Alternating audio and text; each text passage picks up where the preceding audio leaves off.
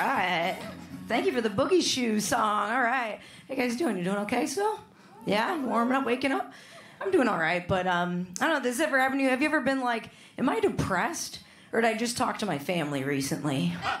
You know? You're like, tough one. I don't know. My family tries to be cool, but they're not always. And, they try, right? Like, I don't know if they're really a fan that I'm bi. Yeah. Bi is weird. A lot of people don't believe in it. You know, they don't think it's real. I like to call it too queer for the suburbs, too straight for the city. I live on the edge of town, you know? I literally live in a neighborhood called Edgewater on the edge of town. But, I never really came out to my parents. I never really came out. I just played rugby in college. You know, I thought that explained things, right? Yeah, but it is confusing. My dad was very confused. He was like, but Amy, you had so many boyfriends, you know? And I was like, yeah, Dad, but I also wore a lot of flat bill hats. All right? And you all know, the straighter the bill, the gayer the girl, right? Love those flat bills. But I do get it a little bit, right? Because for a while, I identified as bi-lazy. Yeah, you guys can figure what that means, right? That's like, you see an attractive woman across the bar and you go, seems like a lot of work. You know? I don't want to bother anyone. This guy over here is buying me free PBR, right? So let's just chill. And then I messed around and I married a man. And I realized that is way more work. Way more work. Some of you got scared for me. You're like, what? Don't worry, I'm happily divorced. It's okay. Yeah, thank you. Yeah, it is a celebration, right? Yeah, a lot of people don't realize, like, we can be so happy about it, right? Because as women, we used to not be able to get divorced. We used to just go missing, right?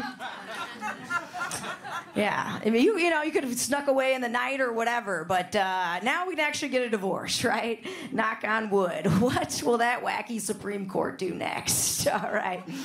Okay, let's not get too real. Let's, too soon? Currently happening. No, all right? All right, I mentioned I'm from Chicago, so I flew in recently. Anybody enjoy flying? Exactly, right?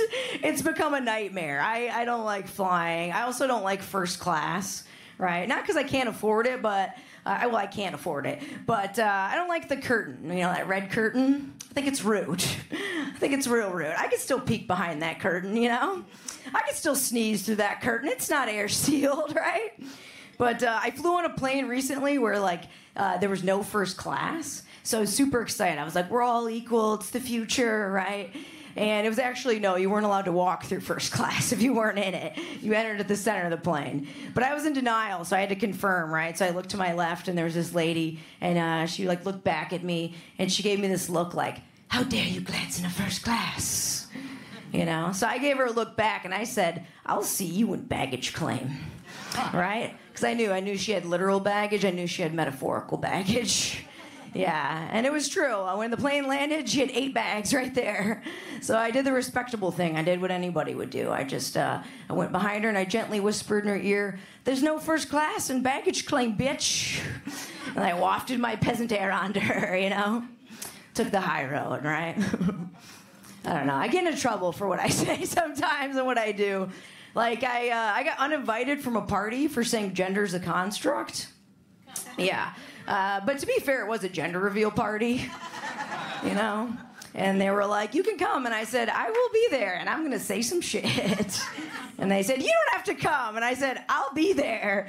And they were like, you are uninvited. So, if you ever get, invited to a gender reveal party, you don't want to go, just crack a window, gently whisper, gender's a construct 3 times.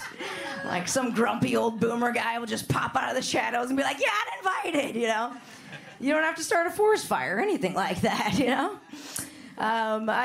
don't know. I'm excited right now. I'm working for myself, yeah, which is a fancy way of saying I was laid off. Yeah, thank you.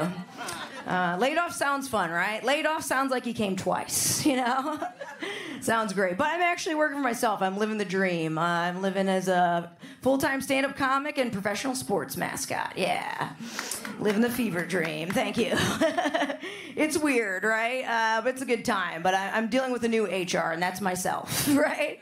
And that HR is toxic. That HR is like, get off off it. Get off your butt, you lazy piece of shit. You know, and I'm like, who can I report this to? Myself. Only myself.